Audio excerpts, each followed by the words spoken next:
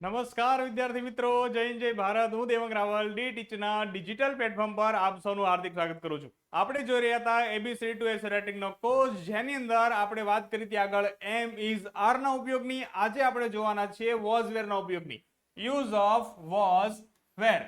હવે આને ભારતના ઘણા ક્ષેત્રોની અંદર વેર વાંચવામાં આવે છે, જેમ કે ગુજરાત, અને ઘણી જગ્યાએ આને શું વાંચવામાં આવે છે? વર વાંચવામાં આવે છે. તો વેર વંચાય છે કે વર વંચાય છે? તો આને વંચાય છે વર. શું વંચાય છે? વર. પણ આ બધી બાબત આપણે સ્પોકનના ક્લાસની અંદર જોઈ લઈશું વ્યવસ્થિત રીતે. અત્યારે આપણે ફક્ત ગ્રામર ઉપર ફોકસ કરીએ. તો જોઈએ કે વોઝ વેરનો ઉપયોગ ક્યાં થાય છે. એનો ઉપયોગ કરતા પહેલા સામાન્ય માહિતી એ લ્યો કે આનું ગુજરાતી શું થાય છે. આનું ગુજરાતી થાય છે હતો, હતી, હતું, હતા, તો, તી, તું, તા, નો, ની, નું, ના. ષષ્ઠી વિભક્તિ હતી કે નહીં? બસ એ પ્રમાણે અહીંયા થશે. સામે જે કરતા છે, એક હોય તો હતો, અને એક એ સ્ત્રી હોય તો હતી, પછી એ વસ્તુ હોય તો હતું, અને એક કરતા વધારે હોય તો હતા. ખ્યાલ આવે છે? તે હતો, તેણી હતી, તે હતું, તેઓ હતા. એવી રીતે હતો, હતી, હતા એવું છે તે થશે. આનો ઉપયોગ ક્યાં થાય છે? આનો ઉપયોગ ભૂતકાળ દર્શાવવા માટે થાય છે. શું દર્શાવવા માટે થાય છે? ભૂતકાળ દર્શાવવા માટે થાય છે. આ શું છે? હેલ્પિંગ વર્બ છે. અને આ જે હેલ્પિંગ વર્બ છે એ કોને હેલ્પ કરશે? એ સબ્જેક્ટને હેલ્પ કરશે. કઈ રીતે? આ રીતે આગળ આપણે જોયું કે આઈ સાથે વોઝ લાગશે, વી સાથે વેર. ત્યારબાદ વાત કરીએ યુ સાથે વેર, હી, શી, ઈટ અને એકવચન નામ સાથે વોઝ, ધેય સાથે વેર અને બહુવચન નામ સાથે વેર. ક્લિયર? આટલી બાબતો ક્લિયર થઈ ગઈ તમારા માઇન્ડની અંદર? હવે અહીંયા આપણે એ શીખવાના છે કે આઈ વોઝ એનો મતલબ શું થાય અને એનો વાક્યમાં ઉપયોગ કઈ રીતે કરીશું. તો ચાલો શરૂ કરીએ, ધ્યાનથી સમજજો. અહીંયા એ પૂછે આઈ વોઝ, પણ આ પહેલા હું તમને હજી એકવાર યાદ અપાવી દઉં કે આપણી વાક્ય રચના છે સબ્જેક્ટ, વર્બ અને ઓબ્જેક્ટ. આને નકાર વાક્ય બનાવ્યું હોય તો સબ્જેક્ટ સાથે હેલ્પિંગ વર્બ લાગશે, એની સાથે નોટ લાગશે, એની સાથે મેઇન વર્બ આવશે, પછી ઓબ્જેક્ટ આવશે. મેઇન વર્બની વાત આપણે પછી કરીશું. આપણે ફક્ત ને ફક્ત કોની વાત કરવાના છે? હેલ્પિંગ વર્બની. અને એની પ્રશ્નાર્થ કરવી હોય તો હેલ્પિંગ વર્બ છે તે આગળ આવી જશે, ત્યારબાદ સબ્જેક્ટ આવશે, ત્યારબાદ મેઇન વર્બ આવશે, જેની પછી વાત કરીશું. તો આપણે સીધું ડાયરેક્ટ શું આવશે? ઓબ્જેક્ટ અને પ્રશ્નાર્થ છે. ક્લિયર? હવે અહીંયા તમે સમજો કે અહીંયા દેખાય છે બધાને ક્લિયરલી? ઓકે. અહીંયા લખ્યું છે આઈ વોઝ. શું લખ્યું છે? I was. તો આઈ વોઝ નો મતલબ થાય હું હતો. તો અહીંયા આપણે વાક્ય બનાવી શકાય આઈ વોઝ અ ટીચર. હું એક શિક્ષક હતો, અત્યારે નથી. પછી અહીંયા છે આઈ વોઝ નોટ. એનો મતલબ થાય હું ન હતો. I was not a teacher. હું એક શિક્ષક ન હતો, હું કાર્પેન્ટર હતો. ખ્યાલ આવે છે? વોઝ આઈ, શું હું હતો? વોઝ આઈ અ ટીચર, શું હું શિક્ષક હતો? આ પ્રશ્ન કરે છે. ખ્યાલ આવે છે? તો આવી રીતે એનો ઉપયોગ છે તે થાય છે. મેઇન વર્બ વાળા વાક્ય આપણે ટેન્સમાં જોવાના છે. અહીંયા આ બાબત ઉપર તમારે ખાસ ધ્યાન આપવાનું છે. ત્યારબાદ વાત કરીએ વી વર. વી એટલે અમે અને વર એટલે હતા. વી વર એટલે અમે હતા. વી વર ફ્રેન્ડ્સ, અમે મિત્રો હતા. વી વર નોટ, અમે ન હતા. વી વર નોટ ફ્રેન્ડ્સ, અમે મિત્રો ન હતા, દુશ્મન હતા. વર વી, શું અમે હતા? વર વી ફ્રેન્ડ્સ, શું અમે મિત્રો હતા? ખ્યાલ આવે છે? સમજાય છે ને? ઓકે, ચાલો આગળ વાત કરીએ. હવે છે યુ સાથે વેર. યુ એટલે તમે. યુ વર, તમે હતા. યુ વર ક્યુટ, તમે ક્યુટ હતા. યુ વર નોટ, તમે ન હતા.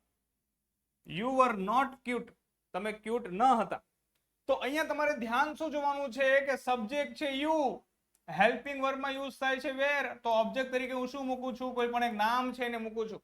અને નાઉન આપણે આગળ જોઈ ગયા છીએ, કઈ પણ મૂકી શકો. ખ્યાલ આવે છે? વર યુ, શું તમે હતા? વર યુ ક્યુટ, શું તમે ક્યુટ હતા?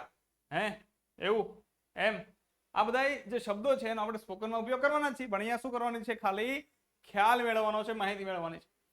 આગળ વાત કરીએ હી વોઝ. તો હી એટલે તે કોની માટે વપરાય? પુરુષ હોય એની માટે વપરાય. તો હી વોઝ તે હતો. હી વોઝ ઓનેસ્ટ, તે પ્રામાણિક હતો. હી વોઝ નોટ, તે ન હતો. હી વોઝ નોટ ઓનેસ્ટ, તે પ્રામાણિક ન હતો. વોઝ હી, શું તે હતો? વોઝ હી ઓનેસ્ટ, શું તે પ્રામાણિક હતો? ખ્યાલ આવે છે ને?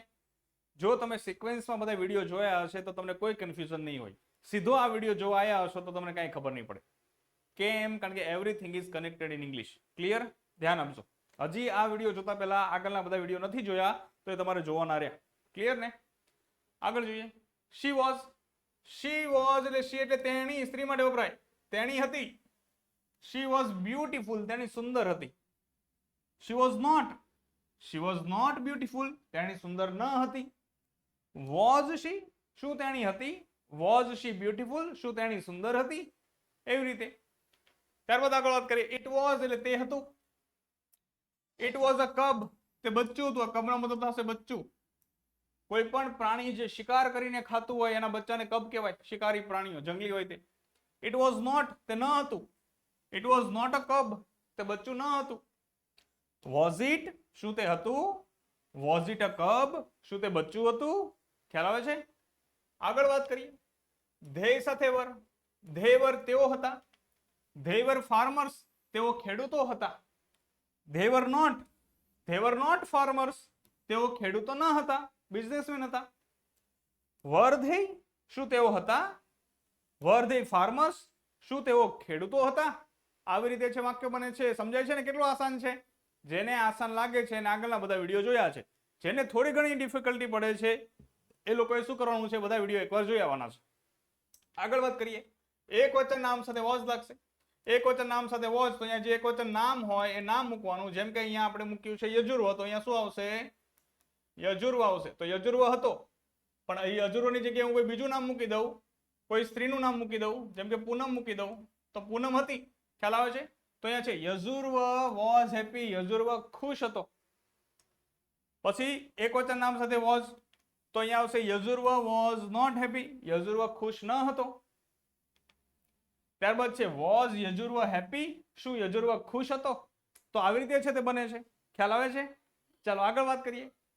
બહુવચન નામ સાથે વેર, તો અહીંયા છે બોયઝ વર નોટી, છોકરાઓ તોફાની હતા. બોયઝ વર નોટ નોટી, છોકરાઓ તોફાની ન હતા. વર બોયઝ નોટી, શું છોકરાઓ તોફાની હતા? તો આવી રીતે છે તે વોઝ અને વરનો વાક્યમાં કર્તા સાથે ઉપયોગ થાય છે. કર્તા કોણ છે? આઈ, વી, યુ, હિશી, ઇટ, ધેય. કોઈ પણ એકવચન નામ અને કોઈ પણ બહુવચન નામ એની સાથે. હવે આની ભરપૂર માત્રામાં તમારે પ્રેક્ટિસ કરવી હોય તો તમે 10,000 પ્લસ MCQ સિરીઝ છે તે આપી શકો છો અને પોતાનું નોલેજ છે તે તપાસી શકો છો.